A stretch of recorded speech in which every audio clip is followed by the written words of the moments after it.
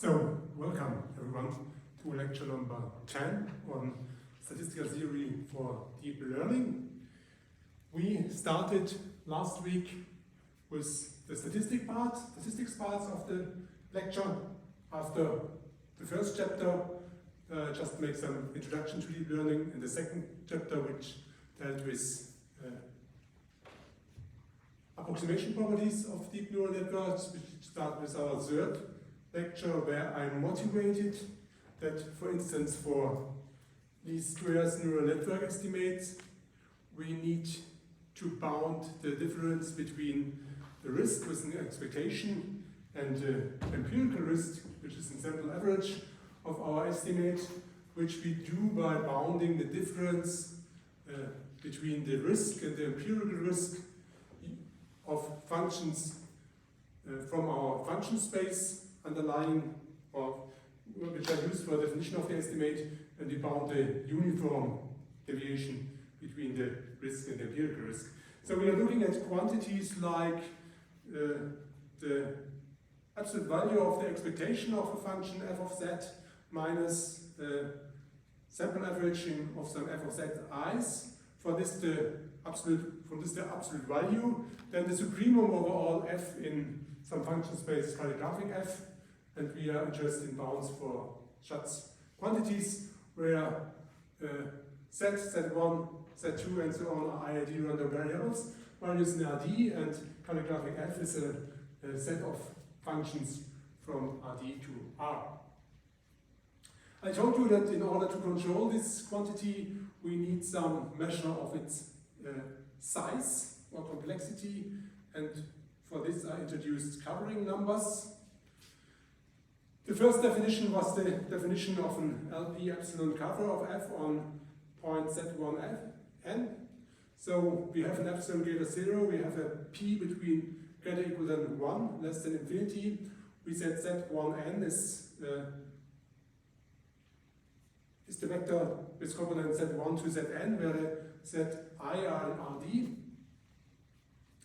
Then we define an LP epsilon cover of f, calligraphic f, as each collection of functions f1 to f capital N from Rd to R, with the property that for each function in f, in calligraphic f, you find some function fi in your collection f1 to fn, such that the distance between f and fi on the z1 to zn is less than epsilon, and here you measure the distance by an empirical LP distance defined by p's, or you compute 1 divided by n times the sum j equal 1 to n, absolute value of f of zi minus fi of z, f of zj minus fi of zj with exponent p, and then the whole thing with exponent 1 divided by p. That's the distance. And each such collection is called an LP epsilon cover of f on z1n, and the minimal size of this collection, which is denoted by calligraphic n, index p of epsilon f z1n, is the LP epsilon covering number of f on z1n. In case that there exists no finite LP epsilon cover of f on z1n, you just define this covering number as infinity. And with this notation I can now formulate our first theorem, which is a theorem you know already, most of it, or it's a modification of a theorem you know from mathematical statistics, at least those for you who have heard the lecture mathematical statistics. It's theorem 3.1. It's from David Pollard from 1984.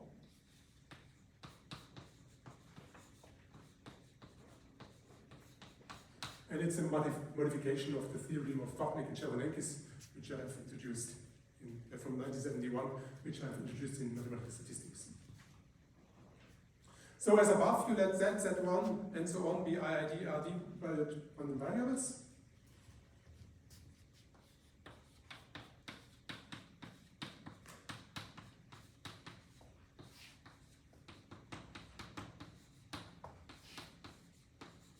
let Z1 up to Zn be IID are the value term variables.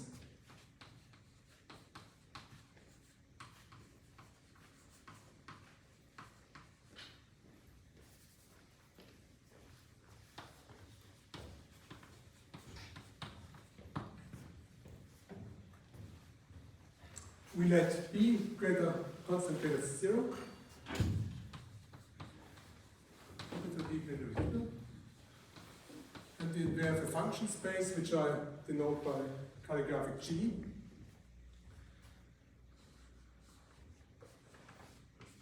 Here a class of functions.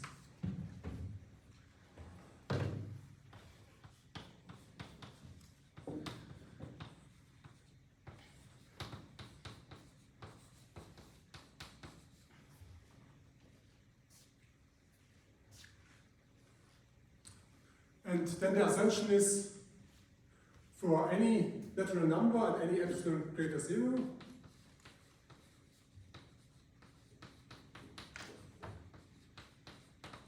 we have the following. If you look at the probability that the supremum over all G in calligraphic G, the function space, of the expectation of G of Z minus the sample average of the C of Z i's, or I write it here first, the sample average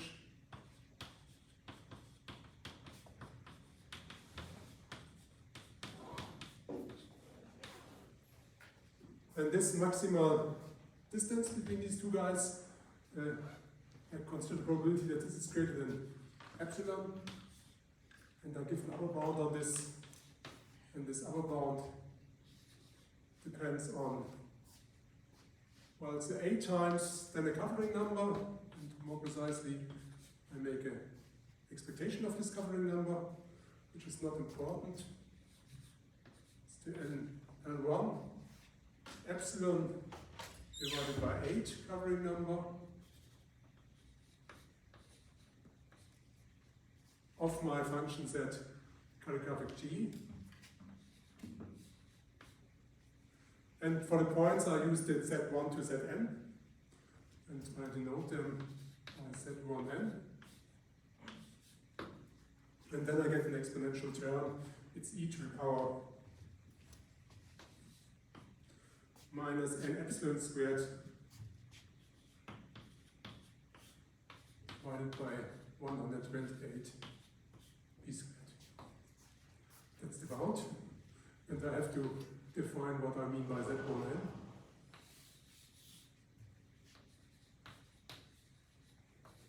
Capital Z1n, well, it's defined as this small Z1n on the slide. Small Z1n, yeah, but with the capital ZD.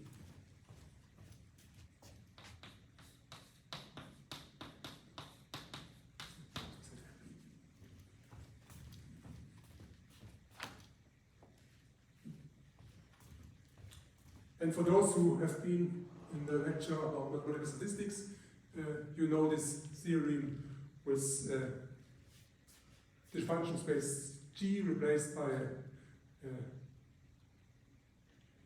set of indicator functions. And then we had here a shadow coefficient instead. So it's actually a straightforward extension. Maybe I should stop this. The beamer because it doesn't look like it's working correct.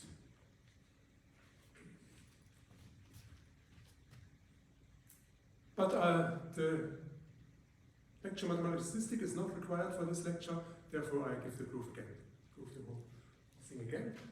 And but before I make a remark that of course there is some problem with measurability here.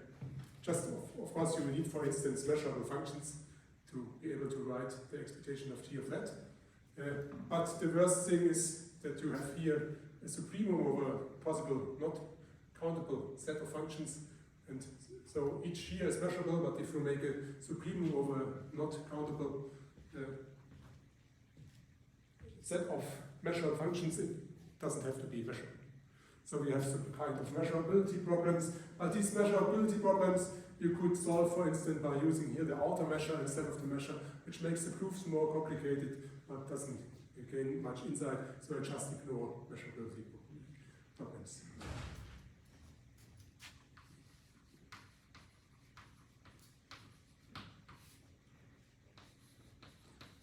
Possible measurability problems.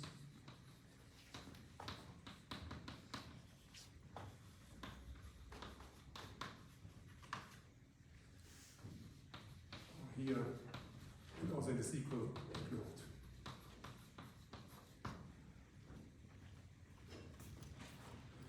Okay, first part. Second part, okay, we make the proof. The proof will be on the list of exams questions, which means that I should be able to give this proof without looking in my notes. Actually, I think it's a pretty simple proof, but you will see.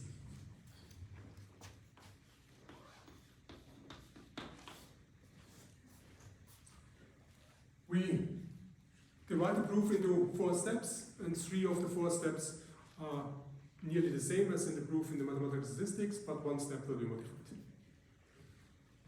Okay, we start with the first step. In the first step of this proof, we replace this expectation by a sample average, and for this I introduce a new sample of Z, so-called, that is called here ghost sample. So in the first step of the proof,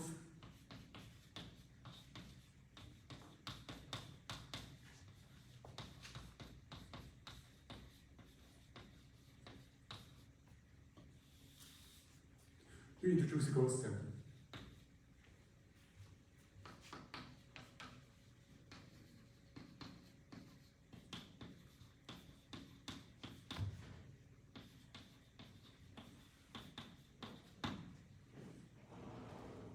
For this I choose new random variables Z1,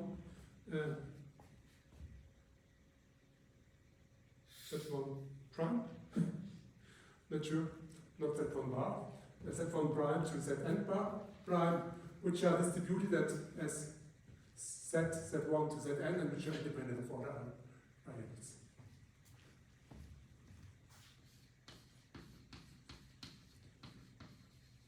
Choose random variables.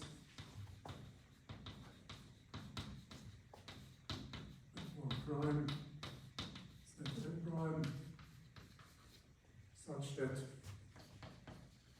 a whole collection of random variables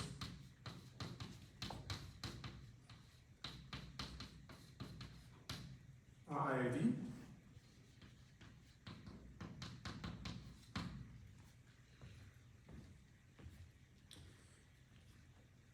Now you can ask, is this always possible? Well, not necessarily.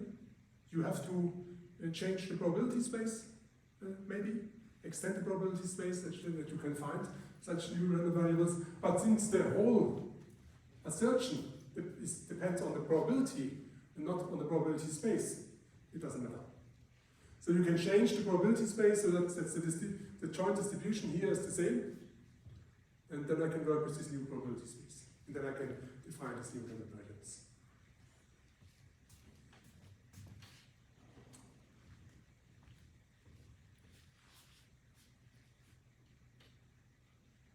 Next, I need to I look at the function where the supremum is attained, or where this difference is maximal. And this is the function t star. And this function t star will depend on my Z1s to Zn.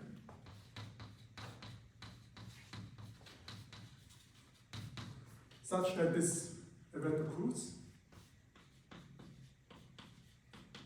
The average of the G star of Zi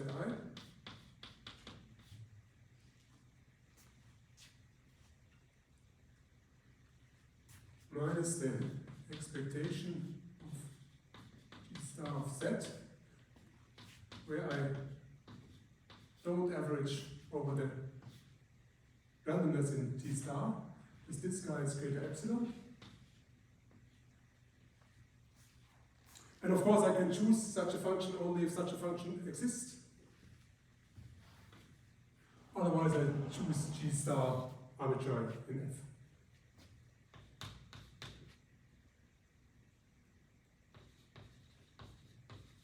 Function.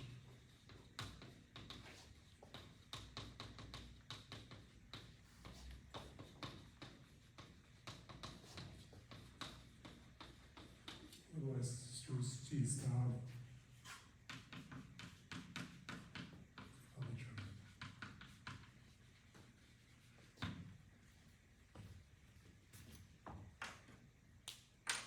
And then I replace in my probability the expectation by the average of the G of Zi prime.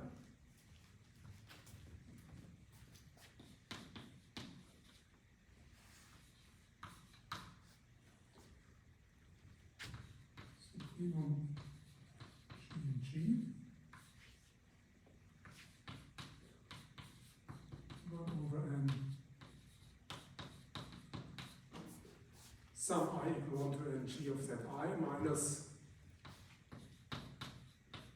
1 over n sum I equal 1 prime. And now I don't look at the probability that's greater than epsilon, but I look at the probability that is greater than epsilon divided by 2. And I will upper bound this probability by 2 times the probability which we are interested in. No, I will lower bound this probability by 1/2 times the probability we are interested in. And then I have upper bounded this probability by 2 times this probability, provided n is sufficiently large. Okay, we start with this one.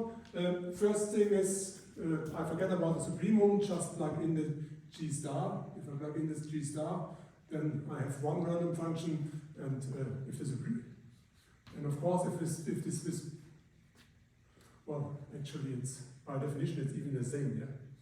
By definition of G star, it's the same as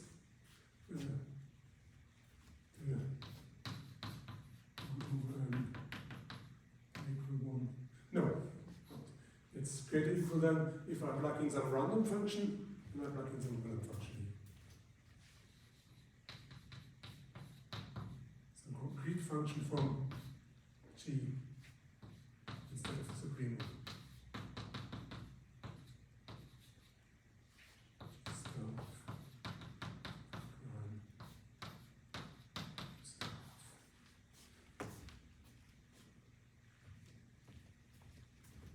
So just see if this event takes place, then you have some function where this difference is greater than epsilon half, so then also the supremum over this difference is greater than epsilon half. So you have a bound.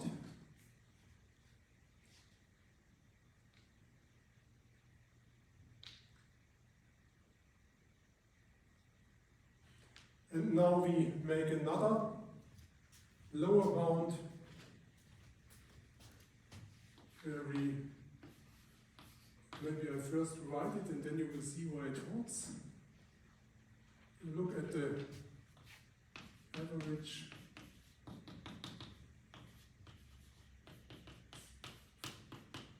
Zi minus its expectation.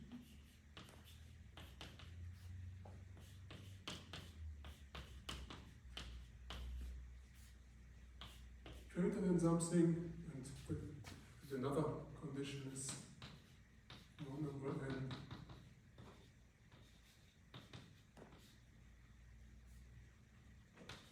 Zi prime minus the expectation from above.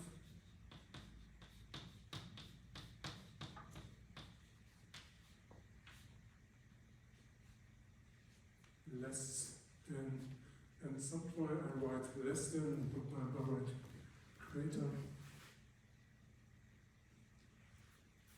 Maybe we make even this 10. And now you can think what I have to write here such that this whole thing holds. Well, instead of the difference of these two guys, I consider the difference of the first guy to some fixed term and the second guy to some fixed term. Yeah? And we want to get that the difference between these two guys is greater than epsilon divided by 2. Well, if the difference of the first time to some fixed term is greater than epsilon, and the difference of the second is less than epsilon half, then you see that if these two conditions hold, then the difference between these guys must be greater than epsilon divided by 2. So you see that this event here is a subset of this event above, and therefore the probability gets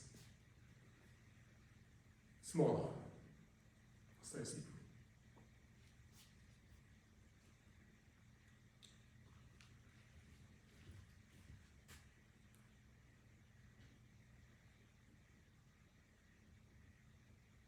Okay, now I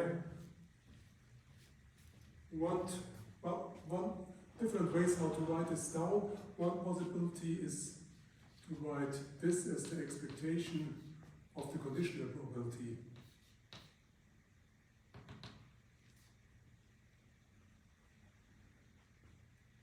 Given Z1n. That's always true.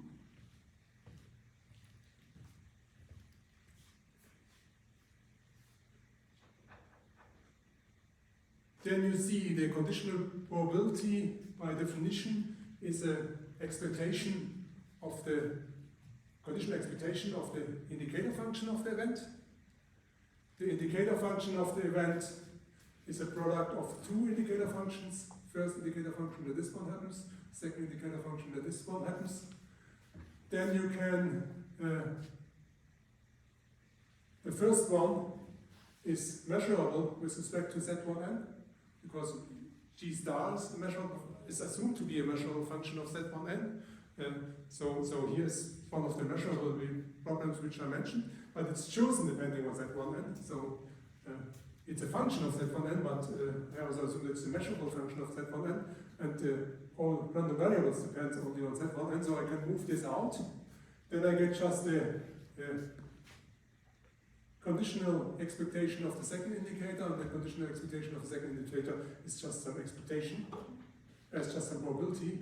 So I get this one indicator of this first event.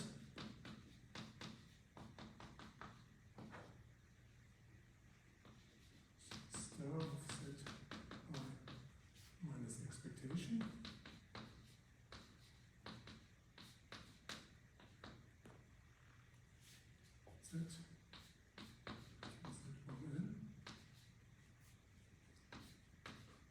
Greater epsilon. And the second one is just the conditional probability that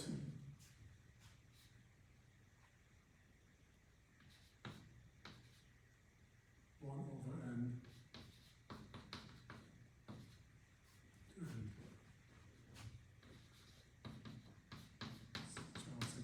prime minus expectation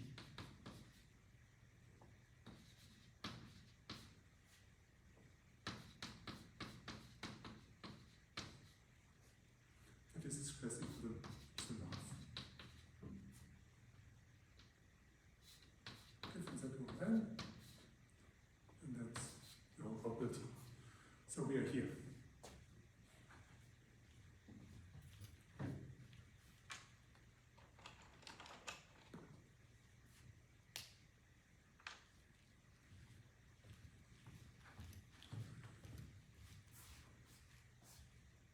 Any questions?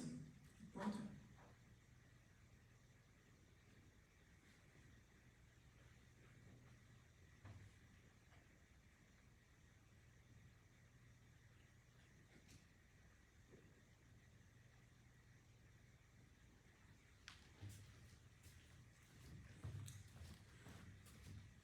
If not, then next we bound this conditional probability inside.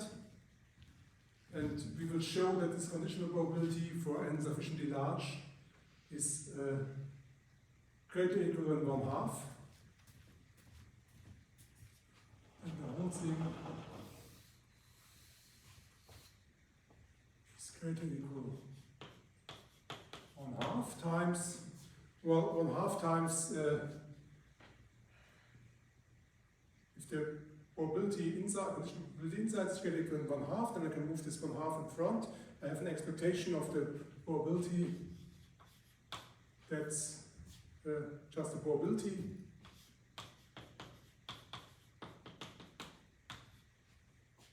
G star of expectation of star of z z1 n greater epsilon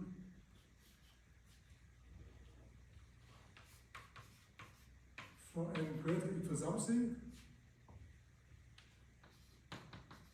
and what the greater equal something is, I will write down when I make the corresponding bound. Since for G and G, and here comes one of these tricks which I told you in the first lecture when we think about conditional expectations, where we condition on something which is independent from the rest of the random variables. We can just do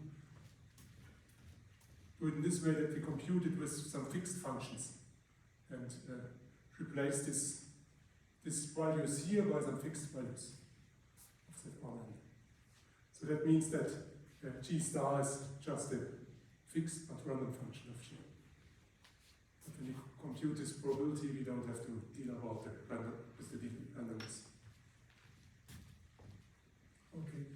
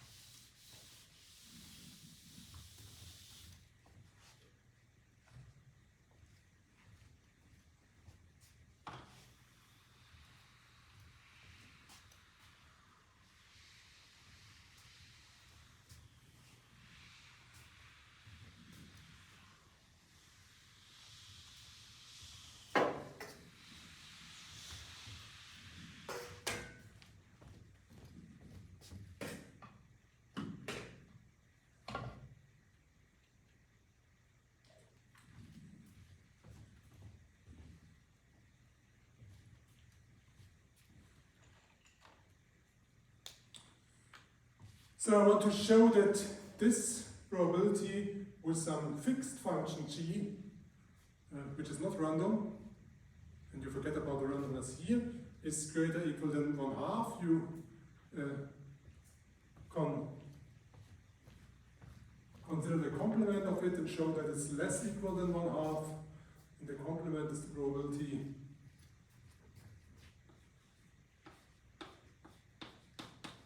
that 1 over n equal 1 of n g of z prime minus expectation of g of z. That this is greater than epsilon.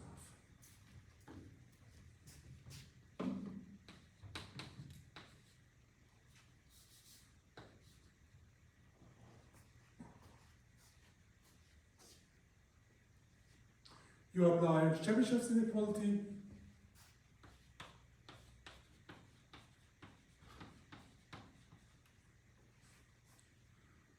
So the expectation of g of z is the expectation of this arithmetic mean here. So you get the variance of this arithmetic mean.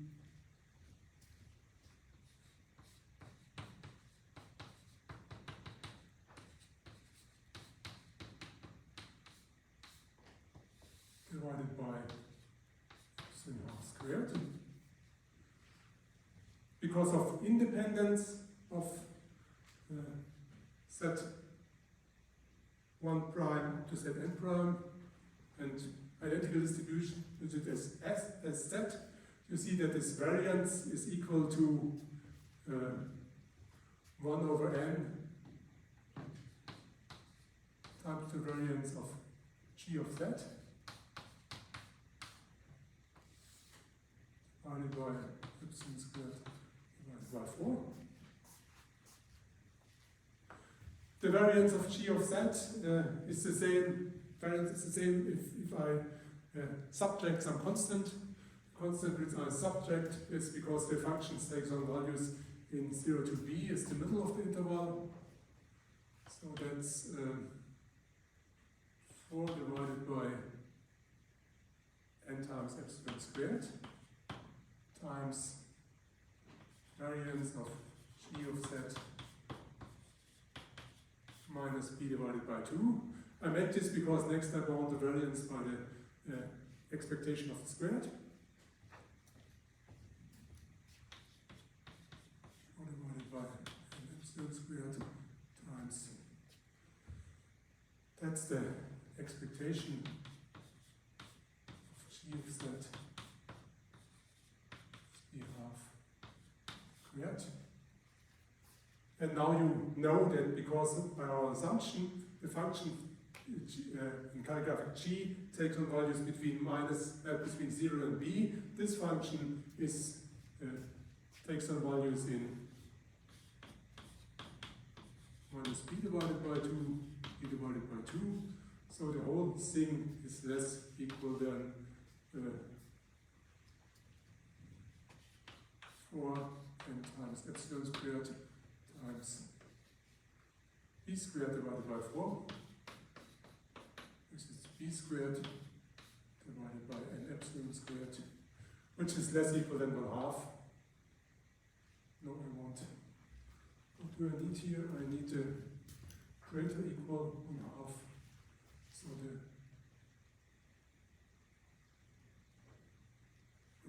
should be less than 1/2. If n is large enough, and then you see for n must be greater than. Any idea here?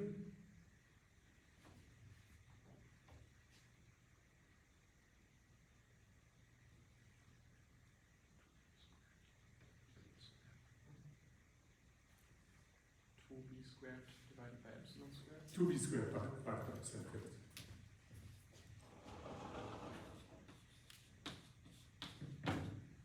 And we have 2, yeah?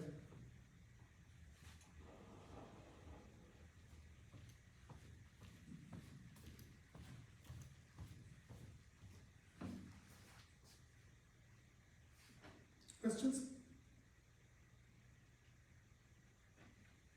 Please? Why is the expected value, it's not equal, it's greater or equal than b squared divided by 4, right? Just as a question. It's here less equal than. Less equal, sorry.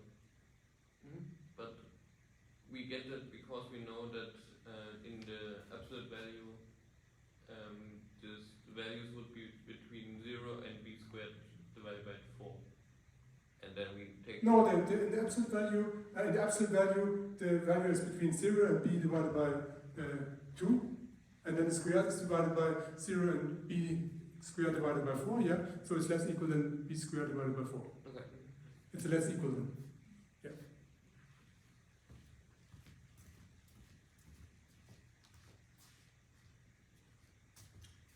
So this proves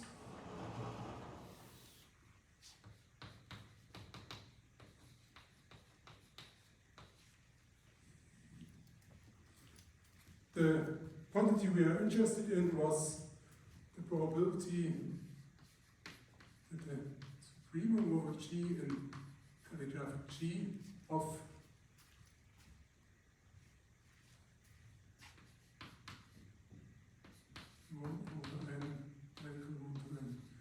G of Z by minus the expectation of G of Z greater epsilon. By definition of G star, that's the same as the probability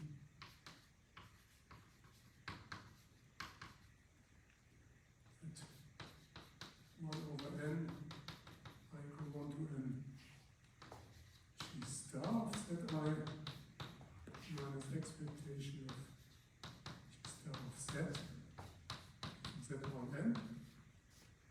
this guy is greater epsilon.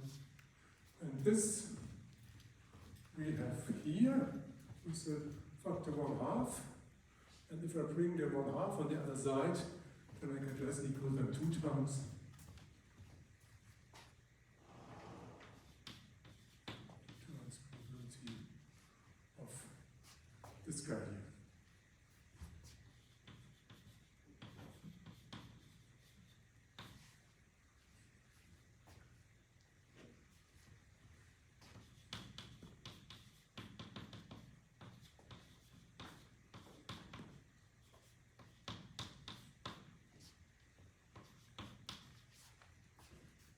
Das Spiel ist etwa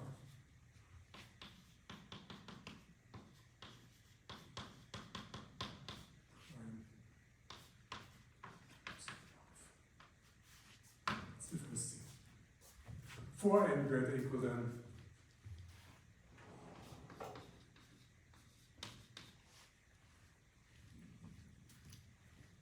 plus 2b squared divided by epsilon.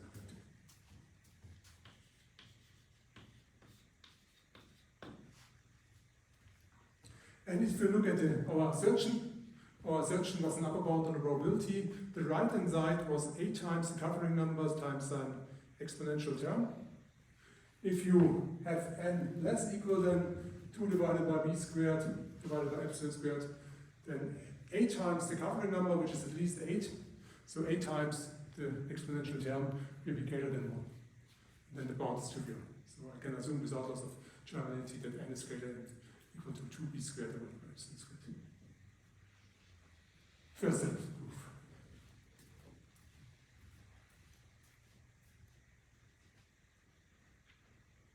Questions so far?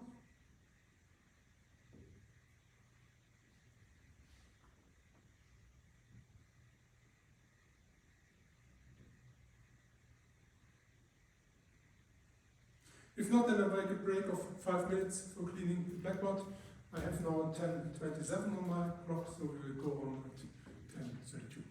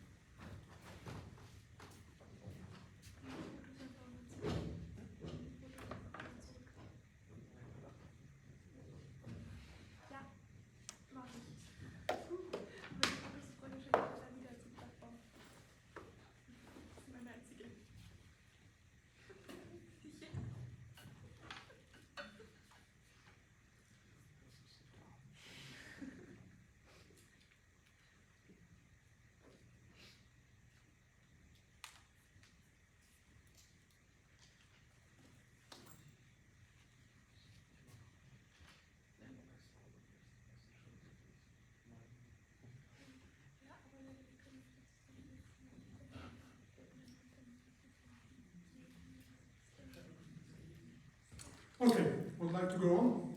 Come to the second step of the proof.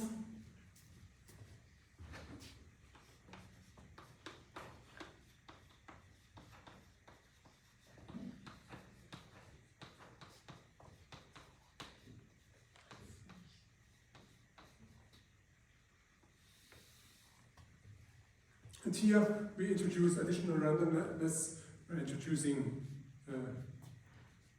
random signs.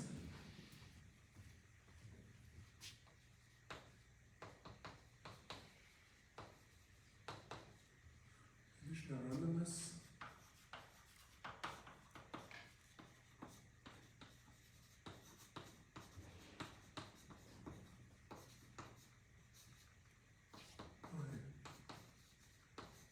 Using random signs.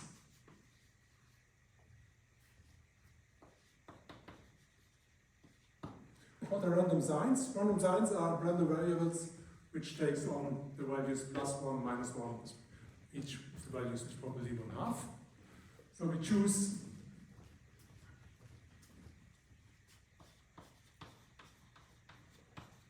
the variables u1 to un.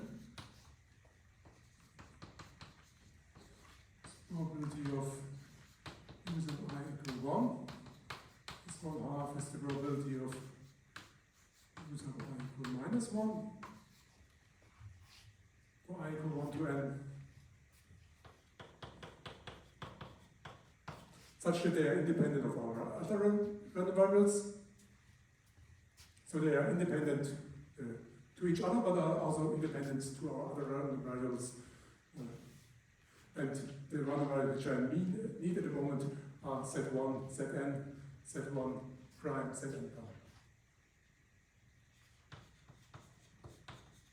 Such that Z1, Zn, Z1 prime, Zn prime, U1, are independent.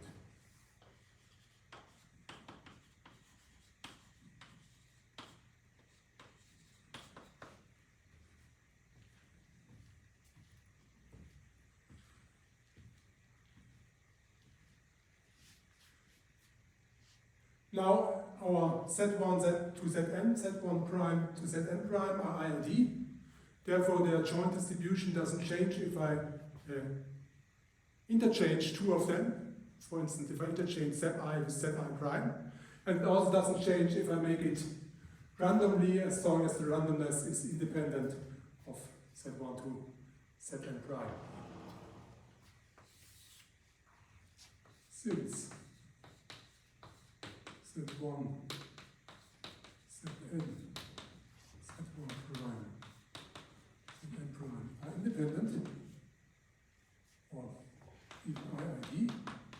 I need IID here. The joint distribution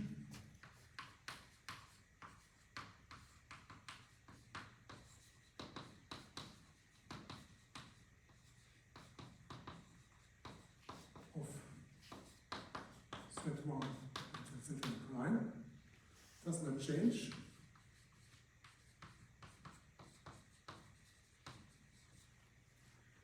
If we interchange Zi with Zi prime. And even if we randomly interchange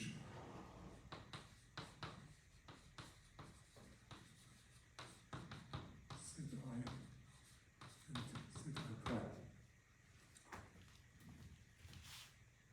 And therefore,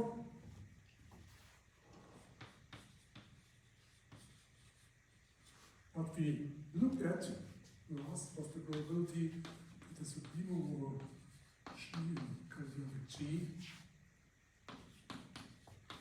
1 over n I equal 1 to n G of Zi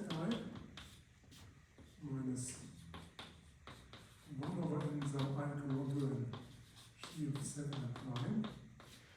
This difference is greater than epsilon divided by 2. Of course, you can write this as the absolute value of 1 over n n, some I equal to n, g of zi minus g of zi prime. And if I interchange now zi with zi prime, then I can just multiply the g of zi minus the g of zi prime with minus 1. If I don't interchange it, I can do it by 1. And now we multiply it by ui, and then the whole thing is randomly interchanged.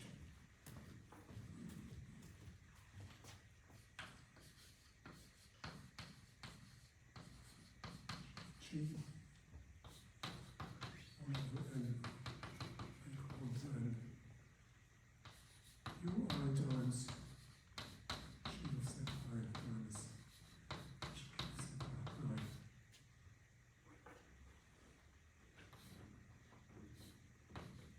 Times 2 now.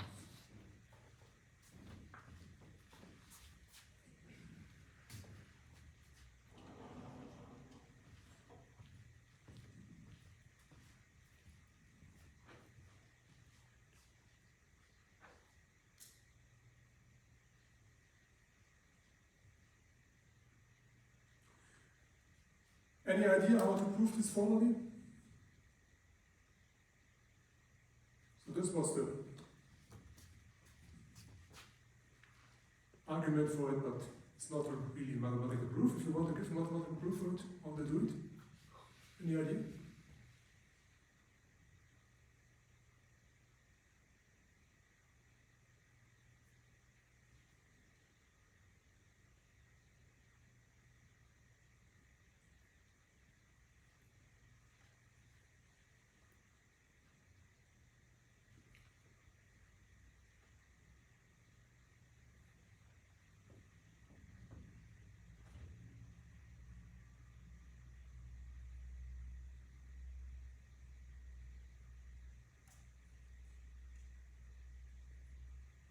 Please.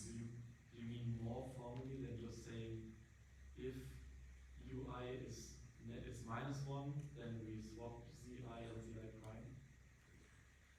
Well, do I mean more formally than if ui is minus 1, then we swap gi, we swap ci and ci prime? Yes, I mean more formally, zi and zi prime.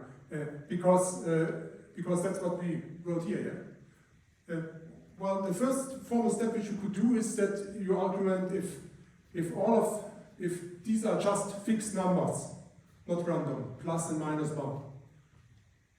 How can you prove then that the same thing is, that the probability is the same? Or if just say u1 is minus 1, all other ones are 1. How can you prove that this is the same probability? Do you see this?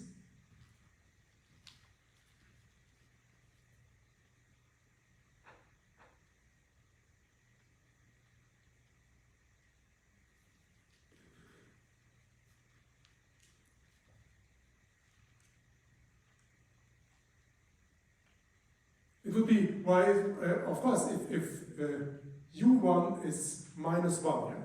All other are 1, then I just swap zi and zi prime. Okay? And why doesn't this change the probability? Because? Because they're identically distributed Because they are and independent. independent and identically distributed, yeah, and this implies what?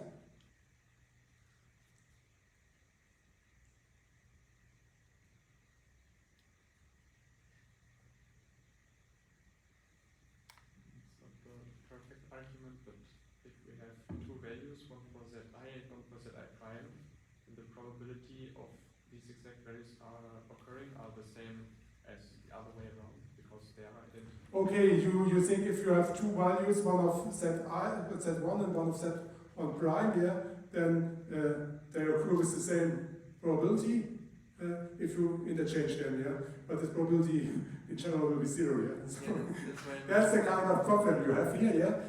But okay, no, I would argue differently. You can write this, try to think about this whole probability. Well, okay, it's a probability, yeah. Probability depending on random variables. So basically the probability is nothing else than expectation of the indicator function of the event. Yeah? The expectation, well, you can write by the transformation theorem as the expectation with respect, as the integral with respect to the joint distribution of the random variables. So you have the Z1, Zn, Z1 prime, Zn prime. This joint distribution, because of the independence, is a product distribution. And because of the identical distribution, this joint distribution doesn't change if you interswapped two components. And then the joint distribution doesn't change, and then the whole probability doesn't change. And then you can make the same argument with the U1 to UN2. So now make them random. This is how it works with fixed values for U1 to UN. Now you make it with random values. With random values, you have the whole thing as the expectation of the indicator function with small u1, small z1, small zi, and small zi prime, but integrated with respect to a joint distribution of u1 to un, z1 to zn, z1 prime to zn prime. Then, this joint distribution is a product. By Fubini, you can write it as an iterated integral. You write outside the integral with respect to u1 to un, inside the integral with respect to z1 to zn, z1 prime to zn prime. The inside integral is over an indicator function, which you just consider again as a probability, and then you get a probability where you have here small u1 to un, and outside you integrate with respect to the values of u1 to un. And since for any values of u1 to un which are plus minus 1, the probability doesn't change, it's the same. That would be the formal argument. So you could give here a formal argument, not difficult. Okay, next, I upper bound the left-hand side, which is the difference of two arithmetic means by the absolute value of the difference of two absolute means by the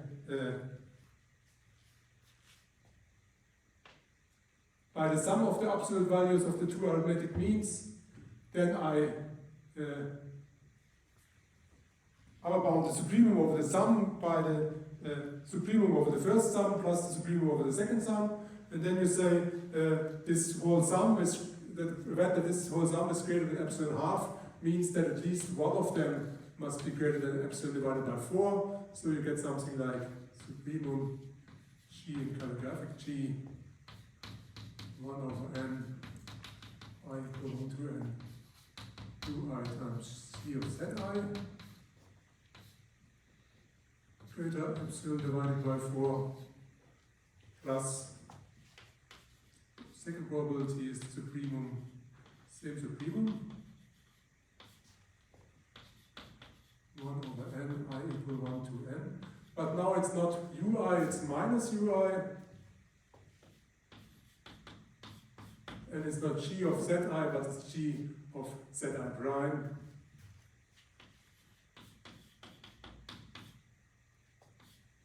Again, greater than epsilon divided by 4.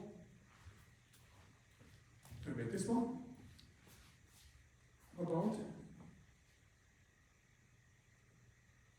And now you see that u1 to un, z1 to zn has the same distribution as minus u1 to minus un, z1 prime to zn prime. So the second probability is basically the same as the first probability. So it's 2 times the first probability.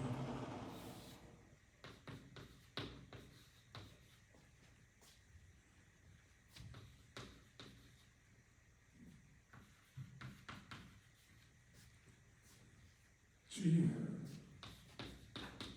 1 over n I equals 1 to n I which c of zi greater epsilon divided by 4.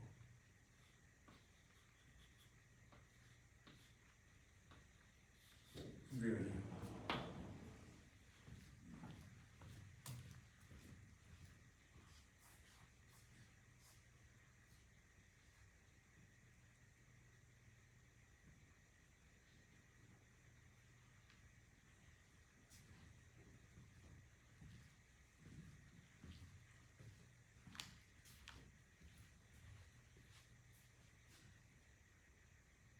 Questions?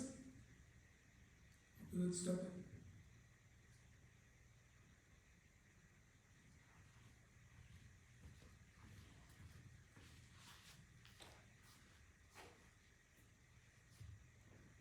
Okay, what did we gain until that point? Well, we have still the supremum over our function space, which is not nice here. But you see, the functions are not important. Important are only the values of this function on the Z1 to Zn. So we'll introduce here a covering. But before that, we will fix the values of Z1 to Zn and make it for each fixed values. In the third step of the proof,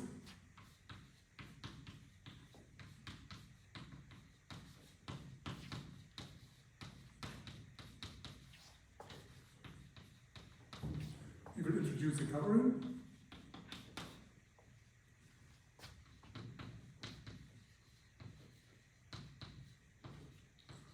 With a proper covering of G.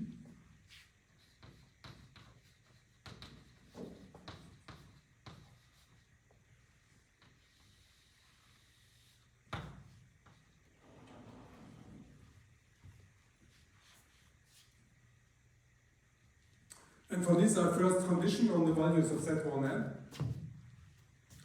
we have.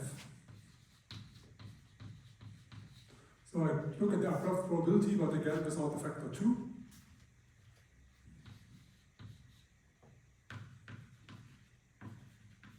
G.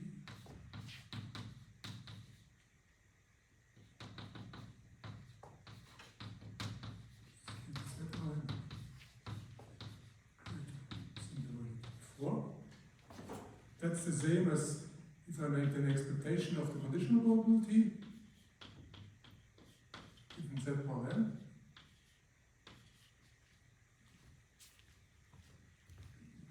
And now comes the usual trick. This Z1 to Zn are independent of the U1 to Un. So I fix their values here, compute this probability with fixed values, and then I average the whole thing with respect to the distribution of Z1 to Zn.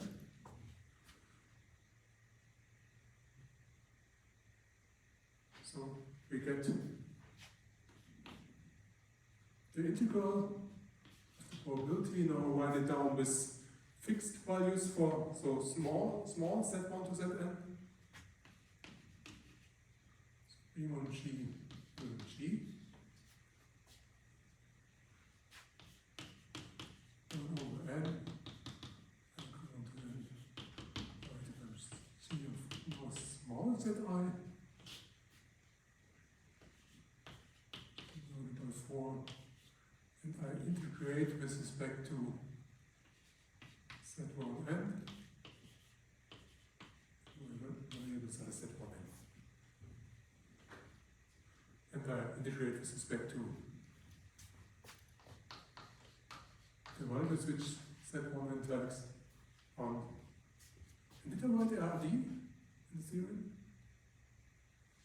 Were my function values, when variables set, were they RD valued or R?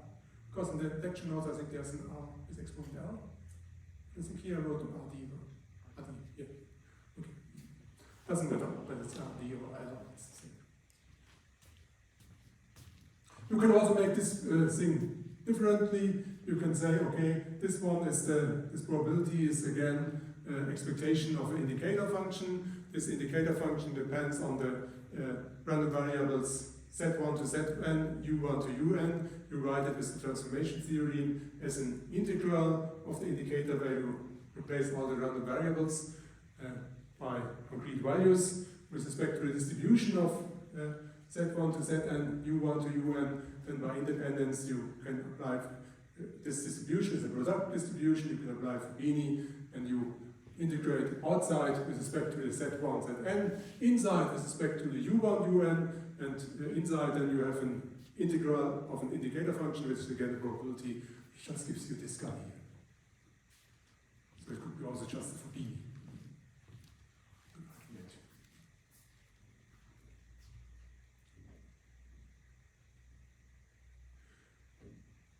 I still have the problem with the supremum, but now we clearly see we need to control our g only. The function g itself is not important. Important are only the values at the points z1 to zn. So we introduce now an L1 cover on z1n. So we fix z1n. z1n in on D with exponent n. And we choose a cover, and the correct radius is the half radius which we have at the moment here. You will see in a moment, so it's epsilon divided by and that by, or I have to write it, maybe g bar and epsilon divided by a, b, and L1 epsilon divided by the cover of G on Z1n, and I make this cover of minimal size.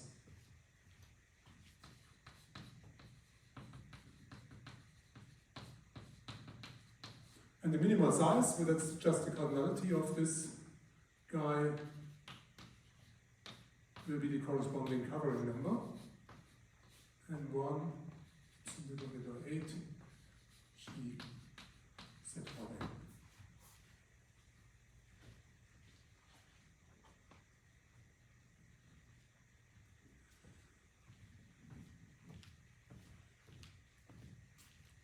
Now I will later need that the functions in my cover are bounded in absolute value by capital B. I take on value between 0 and b as do the functions in my function space. This is not automatically satisfied, but of course, if you have any cover of minimal size, then because all the functions take some value between 0 and b, you can truncate the function in the covering in the same way. Then they satisfy this condition, and they are closer than the original covering function, if they are outside. So without loss of generality, we have g bar of x, we have 0 bar of x is equal to b x and rd for all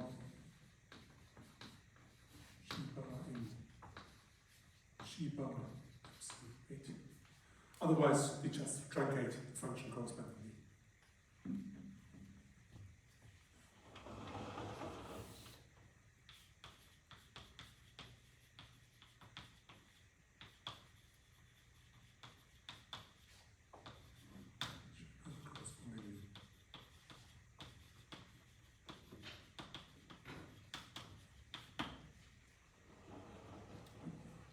First point, second point.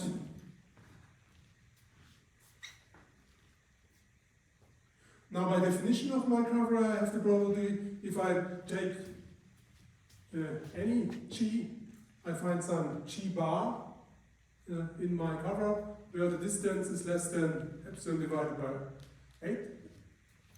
Yeah, it's in 8 here, yeah, it's already not the 2.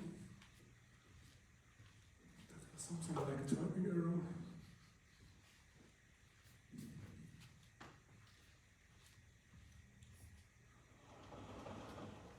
For any g element g, there exists g bar element g bar epsilon satisfying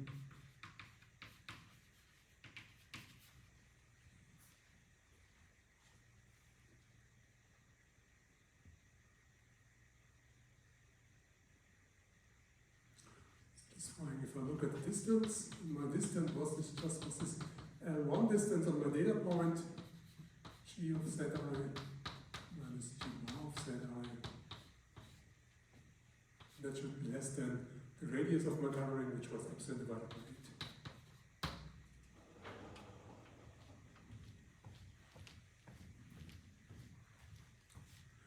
8. And now I want to replace here my G by my G bar. And therefore I relate this quantity with G with the quantity with G bar, which implies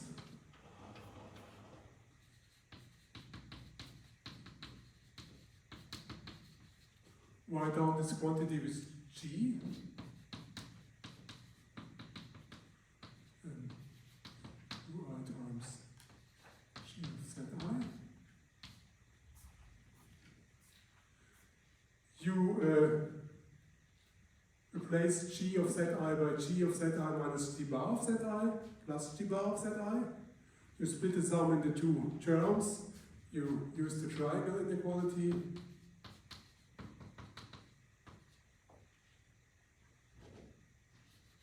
UI times G bar of Zi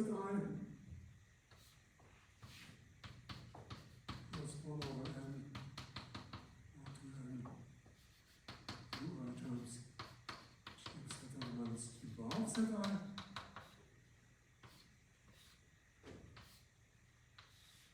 And here, the first one stays the same, but the second one you use the triangle inequality to move the absolute value inside the sum. Then the absolute value of the UI, they are plus minus 1, it's just 1. You can forget about it. So that's 1 over n equal to n UI of Zi plus 1 over n G of Zi minus G bar of Zi. And now I have to clean the black book again.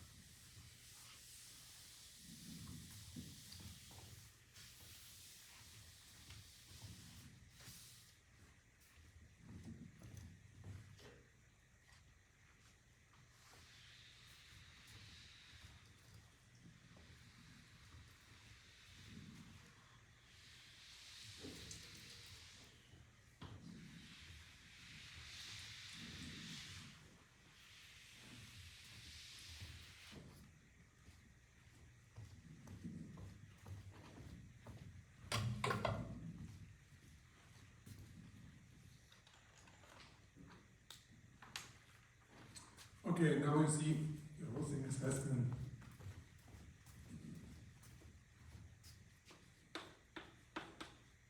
over n sum I equal 1 to n.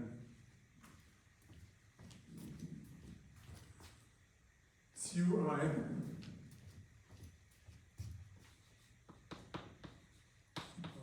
the absolute value of it in the second term was less than epsilon divided by 8.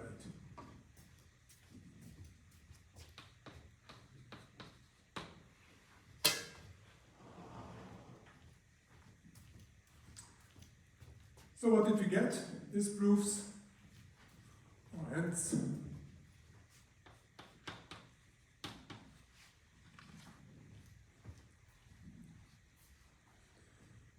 I look at this probability inside my integral.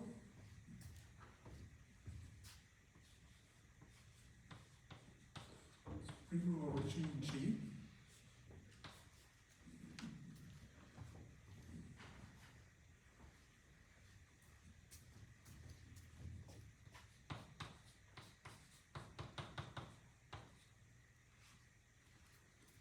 1 divided by n times the sum I equal 1 to n capital U sub I times C or small z sub I greater epsilon divided by 4. For any g, I just choose the g bar instead. So I have defined now implicitly for any g in g, I have defined the g bar. So we have less equal than, and then I make the left-hand side of the inequality larger, which increases the probability.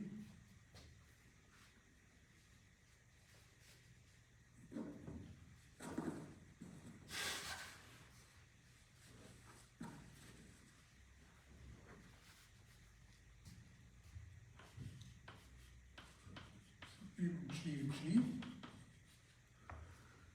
We replace this one by the upper bound. The upper bound is the term which is above.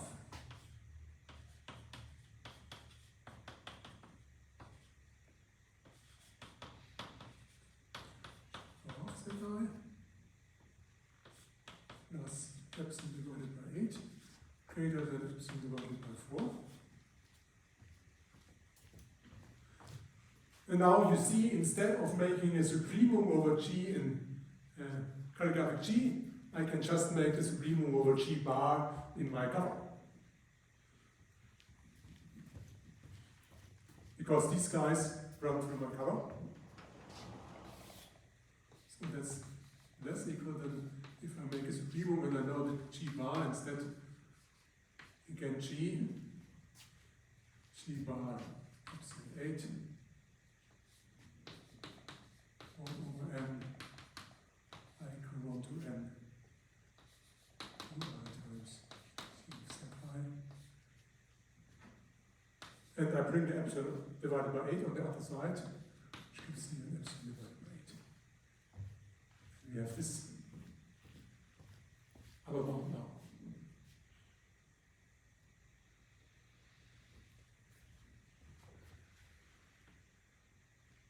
Do you see what the advantage is now? Why did I do all these things?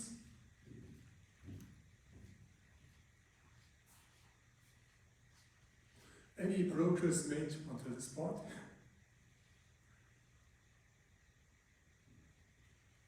So what is the big difference between the probability I started here and the probability I started here? Yeah? Of course, the right-hand side changed, but the right-hand side went by a factor 2. That's worse here, yeah? But where's the advantage? If I replace my calligraphic G by my covering,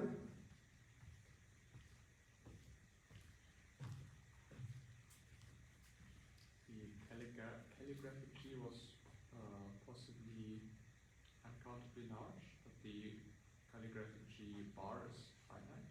the calligraphic G bar is possibly, or it will be in general finite. This will be now I have a finite set of functions. That's the big advantage. Because I needed these guys here, I didn't use all these functions, I only used these functions at the values of the function at the point z1 to zn, and I replaced them by, and then it was sufficient to look only at finitely many functions. That's the big advantage.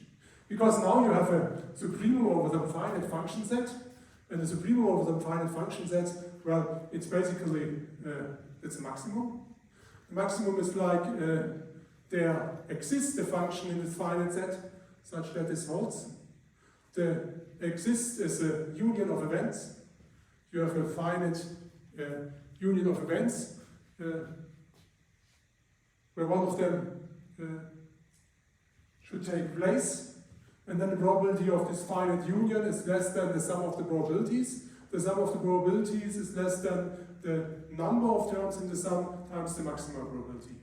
And that's the so-called union bound, which I use here. Next.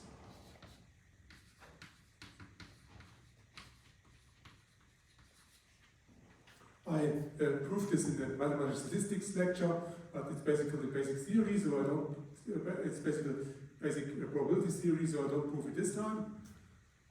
It's less than the maximum over the cardinality of my cover times the supremum over G in G bar epsilon applied times this probability. And now without the supremum here, just for some fixed function.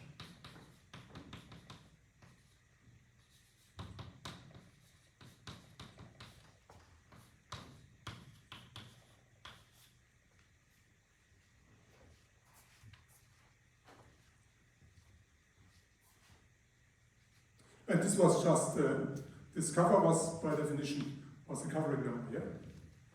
This was this N1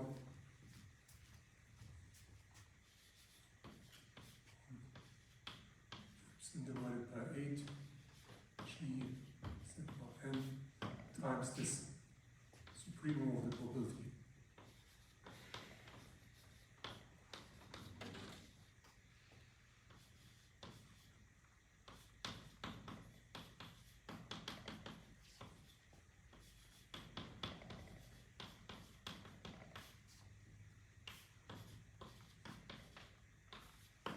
And that was our third step.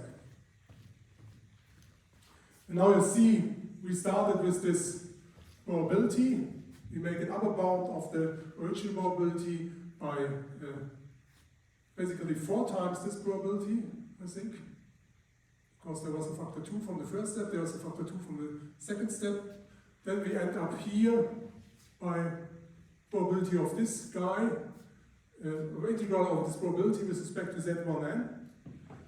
We plug in the upper bound, we get the covering number, integral over this whole guy with respect to the Z1n.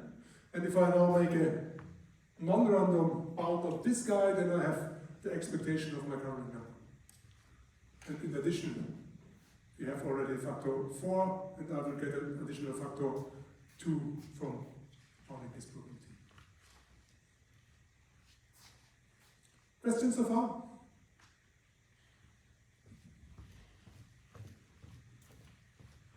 And let me quickly clean the next report for the last final step of the proof.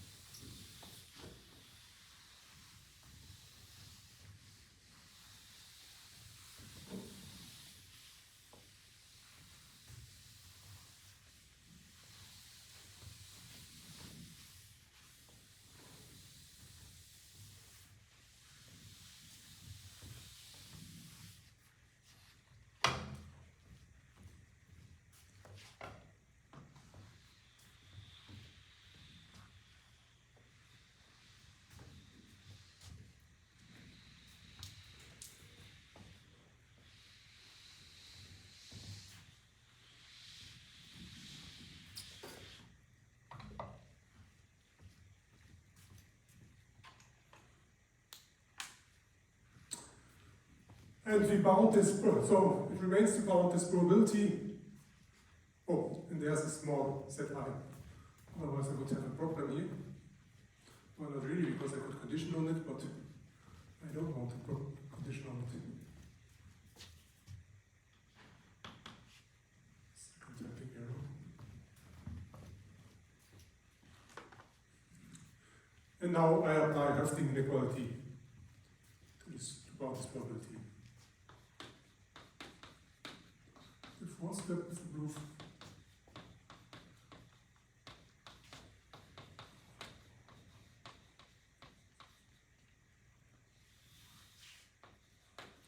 We apply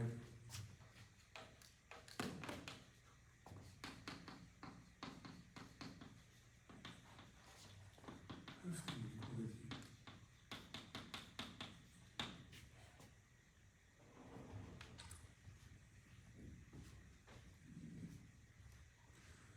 For this I fix that G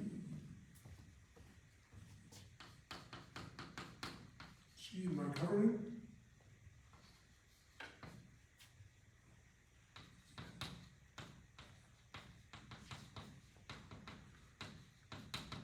this implied that my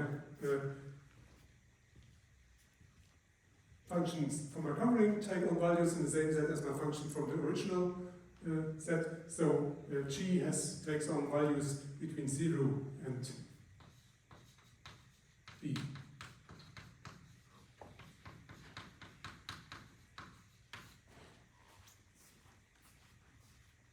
Now I consider this an average of random variables.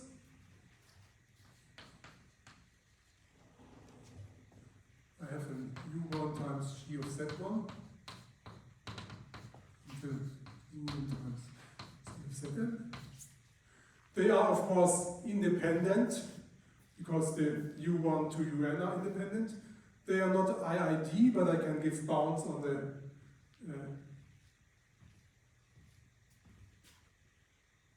their range, because their range will be well, the value of G times plus or minus 1, so it will be between minus B and B.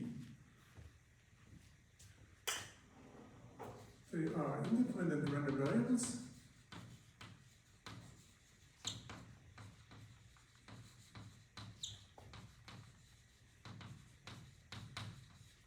If you look at the expectation, the UI take on value plus minus 1 with probability 1/2, the expectation is 0. Is expectation 0.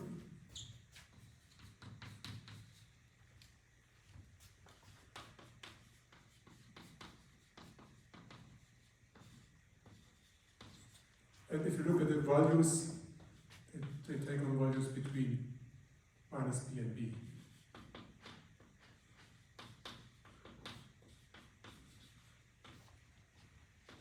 Almost surely. Oh, not right. So what you have here actually is an absolute value of an average of random variables minus its expectation, because the expectation is 0.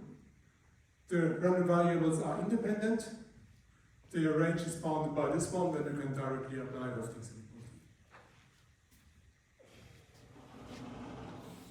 Höfting inequality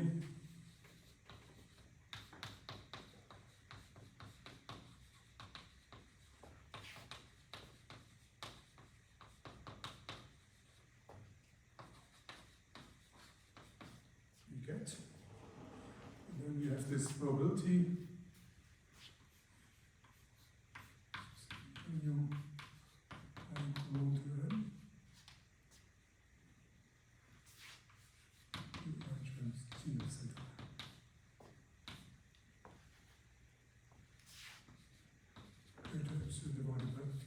Now you have to remember what Höfting inequality was. The random variables don't have to be identical distributed.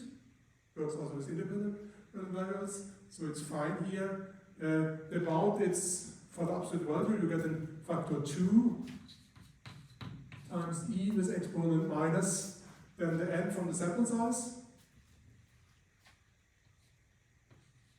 Then the right hand side squared, that's epsilon divided by 8 squared.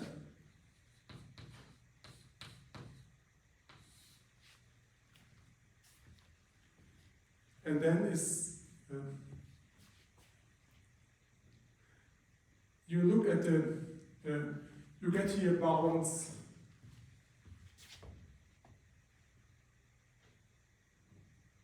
AI and BI for the small AI and BI for the range. You look at the difference of this range bound. You make the arithmetic mean of it and you square it. So the arithmetic mean of it is just 2b. No, and there was an additional 2 here, yeah. It's minus 2 times. Then we get the 2. The range is 2b. The arithmetic mean squared. You get this guy. And if I multiply this whole thing out, then you see I have 2 times e to the power minus n epsilon squared.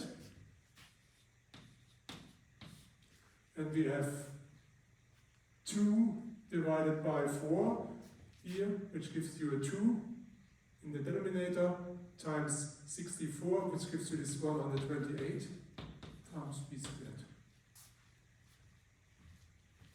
And you get this bound. And now you can put all the results together, and you will get exactly the bound which we wanted to have from the theorem for n greater or equal than something, and if n less than something, then the right hand side is greater than 1, so the bound holds trivially. So we are done. Questions?